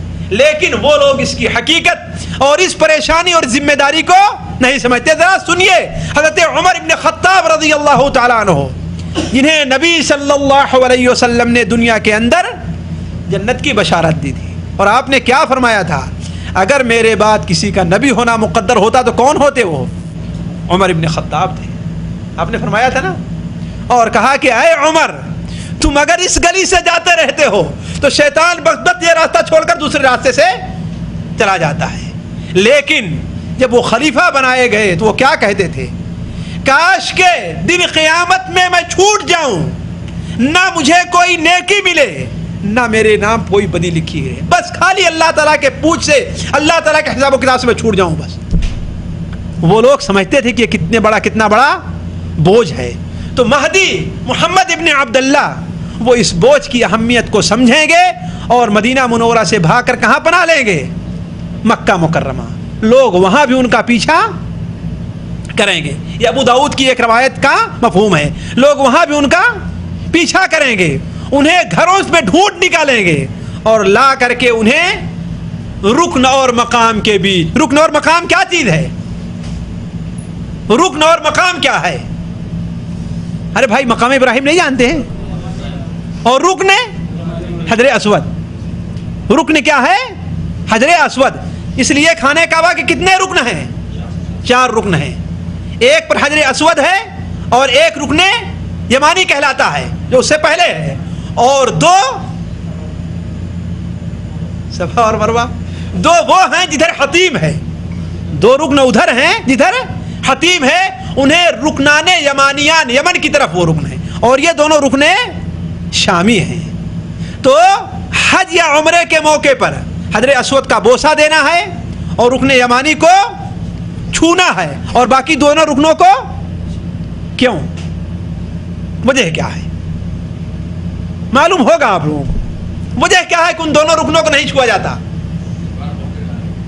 باؤنڈری ہے، چھو سکتے ہیں جی، تو آپ نے کیوں نہیں چھوا؟ یہ سوال ہے. نہیں بھائی، اس کی حکمت بھی ہے. اس لیے کہ وہ دونوں رکن جو ہیں وہ تعمیر ابراہیم علیہ السلام پر باقی نہیں ہیں. وہ دونوں رکن جو ہیں، جو رکن یمانی ہیں، جہاں تک حضرت ابراہیم علیہ السلام نے بیت اللہ شریف کی تعمیر کی تھی وہ اس جگہ پر باقی نہیں ہیں. اس لیے کہ حتیم کا اکثر حصہ تقریباً جو ایسا گھیرا ہے نا، اس کا اکثر حصہ وہ بیت اللہ شریف کے اندر داخل ہے، بیت اللہ شریف کے اندر داخل ہے. بلکہ بعض علماء کہتے ہیں کہ 6 ہاتھ جو ہے ایسا ہو نا، اس کو ناپیے کھانے جہاں پر ختم ہے اس سے لے کر کے تو جہاں پر 6 ہاتھ جا کے ختم ہوتا ہے وہاں تک بیت اللہ شریف کا حصہ ہے. حضرت ابراہیم علیہ السلام نے جیسے اس کی تعمیر کی تھی، حضرت ابراہیم علیہ السلام. تو چونکہ مکہ کے مشرکین جب اس کی تعمیر کرنے لگے ان کے پاس اتنے پیسے نہیں رہ گیا تو یہیں تک بنا کر کے اس کو چھوڑ دیا اور اس حصے کو صرف احاطہ کر دیا ہے. تو چونکہ یہ دونوں رکن جو ہیں، یہ دونوں رکن وہ حضرت ابراہیم علیہ السلام کے اصل بنیاد پر قائم باقی نہیں ہیں، اس لیے ان دونوں کا استعمال نہیں کیا جاتا. اور یہ بعد میں آتا ہے کہ ہم نہیں کریں، کیوں؟ اس لیے کہ اللہ کے رسول صلی اللہ علیہ وسلم نے نہیں کیا ہے. لیکن آپ نے کیوں نہیں کیا؟ اس کی وجہ کیا ہے؟ کہ یہ دونوں اپنی پہلی بنیاد کے اوپر باقی نہیں. یہ بات لمبی ہے لیکن اس کو چھوڑیں. تو مہدی سے کہاں بیعت کی جائے گی؟ رکن اور مقام کے بیچ میں، یعنی رکن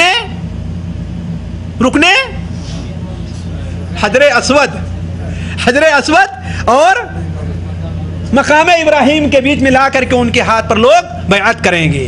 ایسا محسوس ہوتا ہے کہ جب دنیا کے گوشے گوشے سے مسلمان یہ سنیں گے کہ ایک شخص نبی صلی اللہ علیہ وسلم کے خاندان سے ایسا پیدا ہوا ہے جو دین کی تجدید کا بیڑا اٹھایا ہے اور دنیا کے ظالموں سے مسلمانوں کا بدلہ لینے کے لیے تیار ہے، تو لوگ جوک در جوک اس کے ہاتھ پر بیعت کرنے کے لیے اکٹھا ہونے شروع ہوں گے. اور جب لوگ اس سے بیعت کرنے کے لیے تیار ہوں گے تو ساری دنیا کی طاغوتی طاقتیں اس کے خلاف ہو جائیں گی. ساری دنیا کی طاغوتی طاقتیں اس لیے کبھی نہیں برداشت کر سکتی شیطانی طاقتیں کہ کوئی ایمانی طاقت پنپے اور وہ زور پکڑے، پنپے اور زور پکڑے. انہی طاقتوں میں سے ایک طاقت کا ذکر متعدد کتب حدیث میں حضرت عائشہ رضی اللہ عنہا حدیث سے، حضرت ام سلمہ کی، حضرت ابو ہریرہ کی اور متعدد صحابہ کرام سے مروی ہے، حتیٰ کہ بعض روایتیں صحیحین کے اندر بھی موجود ہیں. ہے کہ نہیں؟ اگر مجھ سے بھول نہیں ہو رہی ہے تو بعض روایتیں مسلم شریف وغیرہ کے اندر بھی موجود ہیں. وہ کیا ہے کہ اللہ کے رسول صلی اللہ علیہ وسلم نے ارشاد فرمایا، ایک شخص میرے خاندان کا، قریش کا، میرے خاندان قریش کا ایک شخص بیت اللہ شریف کے اندر پناہ لے گا اور اس سے تباہ کرنے کے لیے ایک لشکر بھیجا جائے گا. بعض روایات میں آتا ہے کہ شام کی طرف سے وہ لشکر آئے گا، تو وہ لشکر مدینہ کی طرف سے پہلے گزرے گا تو مدینہ میں انہیں پائے گا نہیں. اور بہت ممکن ہے، جیسا کہ بعض روایات سے اشارہ ملتا ہے، کہ مدینہ کے لوگ اس لشکر سے مقابلے کی تاب نہ رکھ کر کے مدینہ چھوڑ کر کے بھاگ جائیں. جیسا کہ مسلم شریف کی روایت میں ہے کہ عمران بیت المقدس خراب و یثرب وخراب یثرب خروج الملحمہ وخروج الملحمہ فتح القسطنطنیہ وفتح القسطنطنیہ خروج الدجال. یثرب یعنی مدینہ منورہ کی ویرانی بیت المقدس کا آباد ہونا ہے، اور بیت المقدس کے آباد ہونا ایک خونریز لڑائی کا ظاہر ہونا ہے، جس کا ایک نقشہ ابھی میں آپ کے سامنے تھوڑی دیر میں رکھتا ہوں۔ خونریز لڑائی، اور خونریز لڑائی جہاں پر ہوگی تو قسطنطنیہ فتح ہوگا، اور جہاں پر قسطنطنیہ فتح ہو گیا وہیں دجال کا ظہور ہوگا۔ قسطنطنیہ ہے کیا چیز؟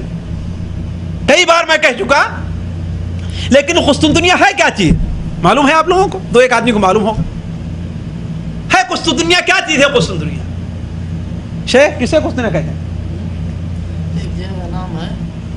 وہ اس وقت کیا کہا جاتا ہے اس کو؟ وہ تو ہمیں ہر ایک معلوم جگہ کا نام ہے، ہم نے بھی کہہ دیا۔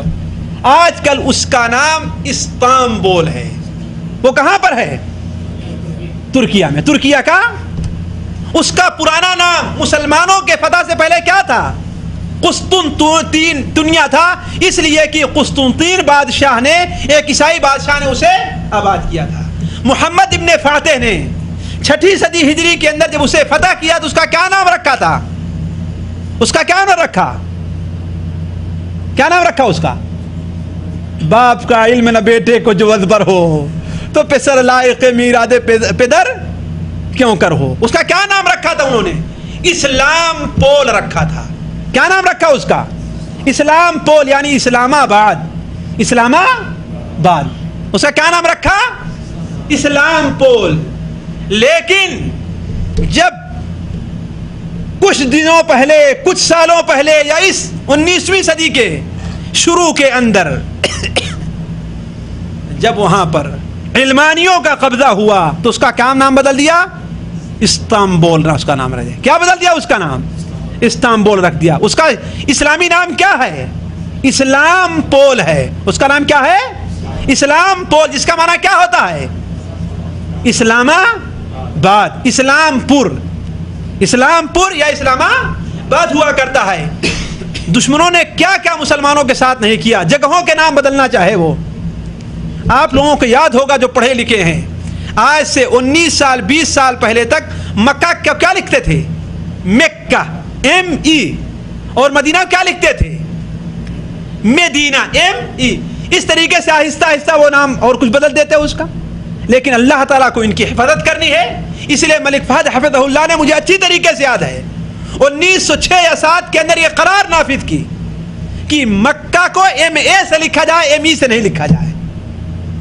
MA سے لکھا جائے، ME سے نہیں لکھا جائے۔ جو اردو کو کیا بدل دیا انہوں نے؟ جارڈن کر دیا۔ مصر کا نام کیا رکھ دیا انہوں نے؟ ایجپٹ، القبط رکھ دیا۔ تو اس طریقے سے ہمارے بہت سے اسلامی ناموں کو یہ بدبخت جن کا ہم گن گاتے ہیں، جنہیں ہم بہت ہی انصاف ور سمجھتے ہیں، اور جن کی ہم تقلیدیں کرتے ہیں، واللہ یہ تو ہمارا نام نہیں برداشت کر سکتے، یہ تو ہمارا نام نہیں برداشت کر سکتے، چاہے جائے کہ ہمیں برداشت کریں۔ یہ ہماری بہت بڑی بھول ہے، ہماری بہت بڑی بیوقوفی ہے، جو ہم ان کی چالوں کو سمجھتے نہیں ہیں۔ تو آپ صلی اللہ علیہ وسلم نے فرمایا کہ مدینہ منورہ کا ویران ہونا بیت المقدس کا آباد ہونا ہے، اس لیے کہ جب خونریز لڑائی ہوگی تو عام طور پر مسلمان شام کے علاقے میں ہوں گے۔ چنانچہ سنن ابن ماجہ کے اندر جو لمبی حدیث حضرت ابو امامہ کی ہے، آپ بیان کرنے لگے کہ دجال آئے گا، دجال کا مقابلہ کچھ لوگ نہیں کر سکیں گے، تو تعجب ہوا کہ عرب تو لڑنے میں بہادر ہوا کرتے ہیں نا، اور یقیناً بہادر ہوتے ہیں۔ ہمارے یہاں جو لوگ کہتے ہیں کہ ارے یہ کیا لڑنا جانے، لیکن نہیں، افغانستان کے اندر موجودہ لڑائی نے یہ ثابت کر دیا کہ عرب جتنا ڈر کر کے لڑ سکتا ہے دوسری قوم اتنی ڈٹ کر نہیں لڑ سکتی۔ اسی لیے نبی صلی اللہ علیہ وسلم کو اللہ تعالیٰ نے عرب کے اندر بھیجا تھا کہ یہ جتنی آپ طرف سے دفاع کر سکتے ہیں کوئی دوسری قوم اتنی دفاع نہیں کر سکتی تھی۔ تو ام شریک ایک صحابیہ ہیں، وہ سوال کرتی ہیں کہ اللہ کے عرب اس وقت کہاں ہوں گے؟ کہا عرب اس وقت بہت تھوڑے ہوں گے، عرب اس وقت بہت تھوڑے ہوں گے، اور ان میں کا اکثر حصہ کہاں پر ہوگا؟ مسجد اقصی یعنی اقصی بیت المقدس کے اندر ہوگا، یعنی اس علاقے میں لوگ ہوں گے، لڑائیوں کے اندر مشغول رہیں گے۔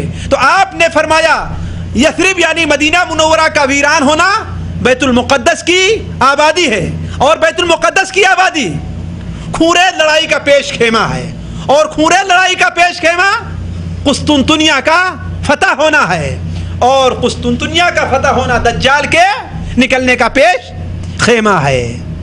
تو بات کہہ رہا تھا، عرض کر رہا تھا کہ وہ لشکر جو مہدی سے لڑنے کے لیے ادھر سے گزرے گا تو جب مقام بیدا میں پہنچ جائے گا، بیدا کہاں پر ہے؟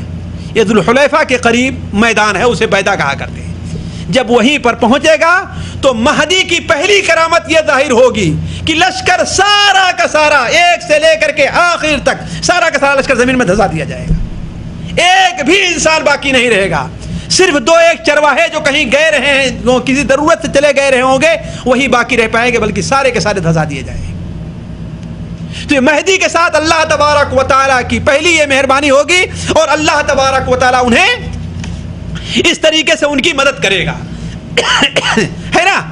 تو اس طریقے سے جب لشکر ہو جائے گا تو اس کے بعد مہدی میرے سمجھ کے مطابق اپنا لشکر لے کر کے رومیوں کی طرف بڑھیں گے، جو مسلمانوں کو سخت تکلیف کے اندر، اور ہو سکتا ہے کہ مسلمانوں کے اندر اور رومیوں میں آپس میں ایک صلح ہو، ایک دشمن کو مارنے کے لیے۔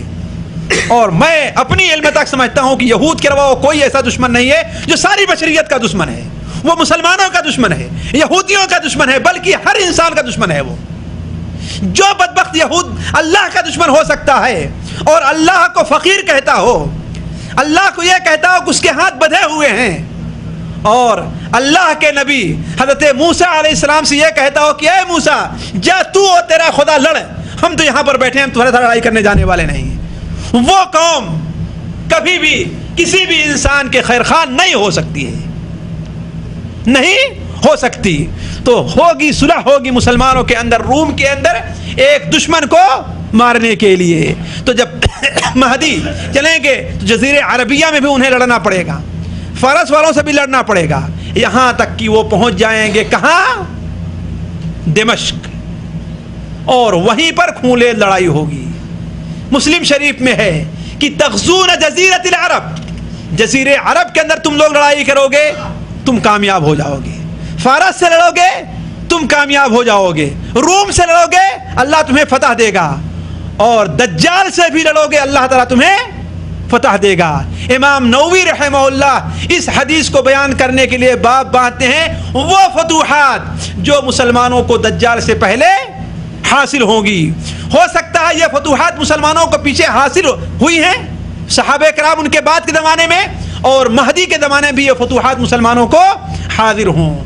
یہ صورتحال جب ہوگی تو مہدی کہاں تک پہنچیں گے؟ دمشق تک پہنچیں گے۔ دمشق میں جب پہنچیں گے تو انہیں ایک خونریز لڑائی کا سامنا کرنا پڑے گا۔ ان خونریز لڑائی کا ذکر مسلم شریف کی ایک حدیث میں ہے، وہ حدیث میں مختصر طور پر آپ کے سامنے رکھتا ہوں، وہ دو حدیثیں ہیں، لمبی ہیں، اس لیے اسے میں پڑھ کر کے آپ کو سناتا ہوں۔ دیکھیے مسلم شریف میں حضرت یسیر ابن جابر ایک صحابی ہیں، ان سے مروی ہے کہ ہم لوگ حضرت عبداللہ بن مسعود رضی اللہ عنہ کے پاس کوفہ میں بیٹھے ہوئے تھے۔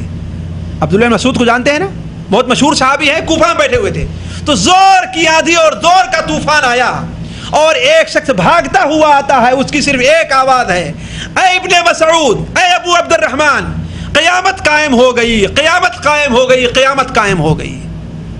انہوں نے کہا خاموش ہو جا، خاموش ہو جا، قیامت اس وقت تک قائم نہیں ہوگی جب تک کہ میراث تقسیم نہ کی جائے اور مال غنیمت سے خوش نہ ہوا جائے، جب کہ میراث تقسیم نہ کی جائے اور مال غنیمت سے خوش نہ ہوا جائے۔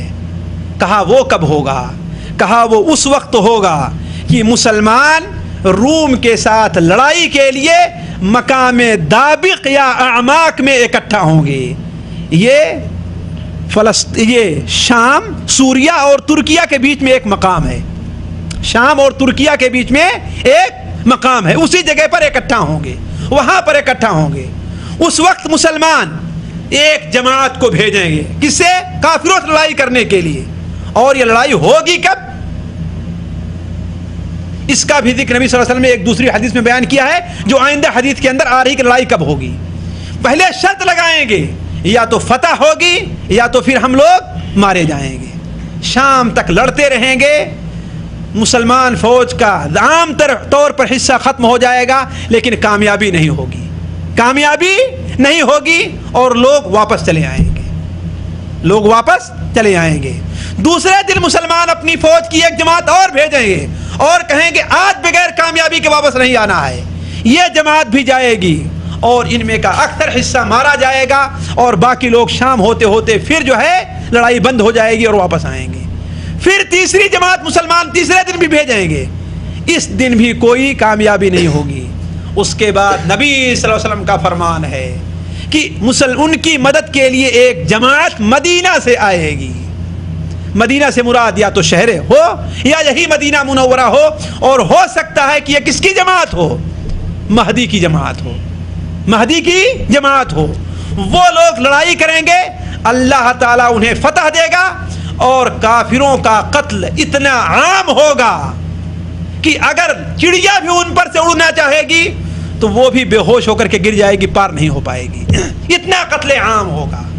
اور جب مسلمان دشمنوں سے جیتنے کے بعد آپس میں دیکھنے لگیں گے دیکھیں کتنے لوگ بچے ہیں، تو آپ نے فرمایا ہر 100 میں سے صرف ایک مسلمان بچا ہوگا، بس 99 مسلمان شہید ہو گئے ہوں گے۔ کتنا؟ 99 مسلمان۔ تو آپ نے فرمایا کس مال غنیمت پر لوگ خوش ہوں گے اور کون سی میراث تقسیم کی جائے گی اس شکل میں؟ اس وقت مسلمان مال غنیمت کو اکٹھا کر رہے ہوں گے کہ شور ہوگا کہ دجال تمہارے گھروں کے اندر نکل چکا ہے۔ وہ لوگ مال غنیمت وہیں پر چھوڑ کر کے بھاگ کھڑے ہوں گے اور 10 آدمیوں کو بھیجیں گے دیکھنے کے لیے کہ دیکھو دجال نے کیا طوفان مچایا ہے۔ آپ نے فرمایا کہ وہ 10 آدمی جائیں گے، میں ان کا نام بھی جانتا ہوں، ان کے باپ کا نام بھی جانتا ہوں اور ان کے گھوڑے کا رنگ بھی میں جانتا ہوں۔ ان کے گھوڑے کا رنگ، خواہ حقیقت میں وہ گھوڑے ہوں، اس لیے کہ ایک بیٹا ایٹم بم کی ضرورت ہے، بس سارا کا سارا پیٹرول ختم ہو جائے گا۔ ایٹم بم نہیں، عام بم ایک چھوڑ دیا جائے، سارا پیٹرول ختم ہو جائے گا۔ تو لوگ پھر دوبارہ کس پر چڑھیں گے؟ اسی گدھے اور گھوڑے پر سواری کرنا شروع کریں گے۔ جہاد کی لڑائی ختم ہو جائے گی جہاں پیٹرول ختم ہوا، ساری لڑائی کس کی رہے گی؟ ہاتھی کی لڑائی رہ جائے گی۔ تو چاہے ان کے حقیقی ان کے پاس گھوڑے ہوں یا ان کے پاس گاڑیاں ہوں جن سے وہ لوگ دیکھنے کے لیے آئیں، آپ نے فرمایا ان کی گاڑیوں کا رنگ بھی میں جانتا ہوں، ان لوگوں کے نام اور ان کے باپ کے نام بھی میں جانتا ہوں، لیکن آپ نے وہ بتایا نہیں ہے۔ آپ نے فرمایا روئے زمین کے سب سے اچھے لوگ یہ ہوں گے۔ ایک دوسری حدیث میں جو مسلم شریف اور مسند احمد میں حضرت ابو ہریرہ رضی اللہ تعالیٰ سے مروی ہے کہ اللہ کے رسول صلی اللہ علیہ وسلم فرمایا کیا قیامت قائم نہ ہوگی یہاں تک کہ روم کے نصارہ مقام اعماق یا غابق کے اندر ٹھہرے ہیں۔ اور یہ لڑائی کیوں ہوگی؟ اس لیے کہ مسلمانوں اور کافروں کے اندر رومیوں میں ایک صلح ہوگی۔ اپنے دشمن سے جیتنے کے بعد مسلمان وہاں پر ٹھہرے ہوں گے، کہاں کہ ایک نصرانی سولی اٹھائے گا، سولی جانتے ہیں نا، کراس نشان کو اٹھائے گا اور کہے گا کراس نشان زندہ باد، یعنی جیت کس کی ہوئی ہے؟ ہماری ہوئی ہے۔ ایک مسلمان جذبے میں آئے گا اور کہے گا کہ اسلام زندہ باد، کراس نشان زندہ باد نہیں ہوگا، اور کراس نشان کو توڑ کر کے پھینک دے گا وہیں پر۔ جب وہیں پر توڑ کر کے پھینک دے گا تو نصارہ کیا کریں گے؟ مسلمانوں سے مقابلے کے لیے تیار ہو جائیں گے، مسلمانوں کے مقابلے میں رہیں گے اور کہیں گے کہ ہم میں سے جو لوگ تمہارے پاس مسلمان ہو کر کے گئے ہیں یا جن لوگوں نے ہمارے لوگوں کو غلام بنایا ہے ان کو ہمارے حوالے کر دو۔ یعنی جو مسلمان ہوتا یورپ سے مسلمان ہو کر کے مسلمانوں کی جماعت میں آئے، نصارہ لوگ ان کو طلب کرتے ہوں، تو مسلمان کہیں گے ہم اپنے بھائیوں کو کبھی بھی تمہارے حوالے نہیں کریں گے، ہم اپنے بھائیوں کو تمہارے حوالے کبھی بھی نہیں کریں گے۔ تو وہاں پر لڑائی چھڑ جائے گی، وہاں پر لڑائی چھڑ جائے گی۔ جن میں مسلمانوں کا ایک لشکر بھاگ نکلے گا اللہ تعالیٰ اس کی توبہ کبھی نہیں قبول کرے گا۔ اس لڑائی سے بھاگ نکلے گا مسلمانوں کا ایک لشکر، اللہ اس کی توبہ کبھی قبول نہیں کرے گا۔ اور دوسرا لشکر لڑائی کرے گا جن میں کے سارے لوگ شہید ہو جائیں گے، ایک بھی باقی نہیں رہے گا۔ اور تیسرا لشکر اللہ تبارک و تعالیٰ کے حکم سے جب لڑے گا تو اللہ تعالیٰ ان کو کامیابی عطا کرے گا، کافروں کا قتل عام ہوگا، اور اس قدر قتل عام ہوگا کہ جیسا کہ پہلی حدیث میں ہم نے بیان کیا کہ چڑیا بھی ان کے اوپر سے اڑنا چاہے گی تو وہاں پر کامیاب نہیں ہوگی۔ پھر وہ لوگ مال غنیمت کو تقسیم کرنے کے لیے اکٹھا ہوں گے کہ دجال شیطان شور کر دے گا کیا کہ دجال تمہارے بیچ نکل چکا ہے، کل کل اس کی تفصیل بتاؤں گا کہ دجال کس طریقے سے نکلے گا، اس کی تفصیل کیا ہوگی۔ البتہ مسلمان چھوڑ کر کے جب شام پہنچیں گے تو معلوم ہوگا کہ یہ افواہ جھوٹی تھی۔ یہ افواہ کیا تھی؟ یہ افواہ جھوٹی تھی، یہ خبر سچی نہیں تھی۔ لیکن جب وہاں پہنچ جائیں گے تو یقیناً دجال کا خروج ہوگا۔ مسلمان دجال سے مقابلے کی تیاری کر رہے ہوں گے، سوچ رہے ہوں گے کہ فجر کی نماز پڑھ لیں اور فجر کی نماز کے بعد چلتے ہیں دجال کا مقابلہ کرنے کے لیے۔ اس درمیان دجال ساری دنیا کا سفر کر کے مدینہ منورہ پہنچے گا۔ جب مدینہ منورہ میں اس کا داخلہ ممنوع ہو جائے گا تو بیت المقدس میں آ کر کے مسلمانوں کا محاصرہ کر لے گا۔ اس کا مطلب یہ ہے کہ اس وقت بیت المقدس فتح ہو چکا ہوگا اور یہودیوں کی طاقت ٹوٹ چکی ہوگی، اور یہودیوں ہی کی مدد کرنے کے لیے وہ دجال بدبخت ظاہر ہوگا، دجال ملعون ظاہر ہوگا۔ تو مسلمان نماز کے لیے کھڑے ہوں گے، جامع اموی جو ہے وہاں پر مسلمان کھڑے ہوں گے اور اقامت ہو چکی ہوگی، اور مسلمانوں کے امام جہاں تک علماء کہتے ہیں کہ وہ مہدی ہوں گے، امامت کے لیے بڑھیں گے کہ مشرقی منارے پر دو فرشتوں کو ٹیک لگائے ہوئے حضرت عیسیٰ ابن مریم علیہ السلام کا نزول ہوگا، اور مسلمانوں کے امام کہیں گے اے مسیح خدا آئیے نماز پڑھائیے۔ وہ کہیں گے کہ نہیں، وہ کہیں گے نہیں، تمہارے لیے اقامت کہی گئی ہے، تم نماز پڑھاؤ۔ چنانچہ اللہ کے رسول صلی اللہ علیہ وسلم کا فرمان ہے، مسلم شریف میں ہے کہ ہم میں ایک ایسا شخص ہے جس کے پیچھے عیسیٰ ابن مریم نماز پڑھیں گے۔ اس امت کی فضیلت بیان کرتے ہوئے آپ نے بیان فرمایا کہ ہم میں کا یعنی مسلمانوں کا ایک شخص امتی ہے جس کے پیچھے عیسیٰ ابن مریم نماز پڑھیں گے۔ جب نماز ختم ہوگی تو مسلمانوں کی قیادت کون سنبھالیں گے؟ حضرت عیسیٰ ابن مریم، اور شام سے رخ کریں گے کہاں پر؟ قدس کا، بیت المقدس کا۔ جب یہاں پہنچیں گے تو دجال جو ہے ان کا محاصرہ کر لیا ہوگا۔ حضرت عیسیٰ ابن مریم دروازہ کھلائیں گے، مسلمان دروازہ جب کھولیں گے اور پیچھے مڑ کر دیکھیں گے تو دجال بدبخت جو ہے مسلمانوں کو تباہ کرنے کے لیے آگے بڑھ رہا ہوگا۔ جب عیسیٰ ابن مریم کو دیکھے گا جو مسیح ہدایت ہیں تو مسیح دلالت بھاگ کھڑا ہوگا، عیسیٰ ابن مریم اس کو پیچھا کریں گے، اور شہر لد جو رملہ اور سمندر کے کنارے اور بیت المقدس سے میلوں دور ہے وہاں پہنچ کر کے اسے قتل کر دیں گے۔ وہ بھاگنا چاہے گا، آپ کو دیکھتے ہوئے پگھل جائے گا، لیکن کہیں گے ارے بدبخت، اللہ تعالیٰ نے مقدر کیا ہے کہ تیرے اوپر ایک وار میں کروں، اور ایک وار کریں گے اور اس کے خون کا نشان مسلمانوں کو دکھائیں گے کہ دیکھو ہے۔ اس طریقے سے مہدی ان کے ساتھ ہوں گے، مسلمانوں کی قیادت میں مہدی ان کے ساتھ ہوں گے۔ اس کے بعد مہدی کتنا دن زندہ رہیں گے؟ 7 سال یا 6 سال ان کی زندگی ہوگی، اس کے بعد ان کی وفات ہو جائے گی، مسلمان ان کی جنازے کی نماز پڑھیں گے، اور عیسیٰ ابن مریم زندہ رہیں گے۔ عیسیٰ ابن مریم ہی کے زمانے میں یاجوج ماجوج کا خروج ہوگا، ان کا خاتمہ ہوگا، اور عیسیٰ ابن مریم مسلمانوں کے امیر رہیں گے۔ اس طریقے سے مہدی کا یہ ذکر اور یہ بیان آپ کے سامنے مختصر طور پر ہم نے رکھا اور ختم ہو گیا۔ اللہ تبارک و تعالیٰ سے دعا ہے کہ اللہ تعالیٰ ہمیں اور آپ کو زندہ رکھے تو مہدی کی جماعت میں بنائے۔ اللہ تعالیٰ ہمیں اور آپ کو یہ حالات آنے سے پہلے اس کے لیے تیاری کی توفیق عطا فرمائے۔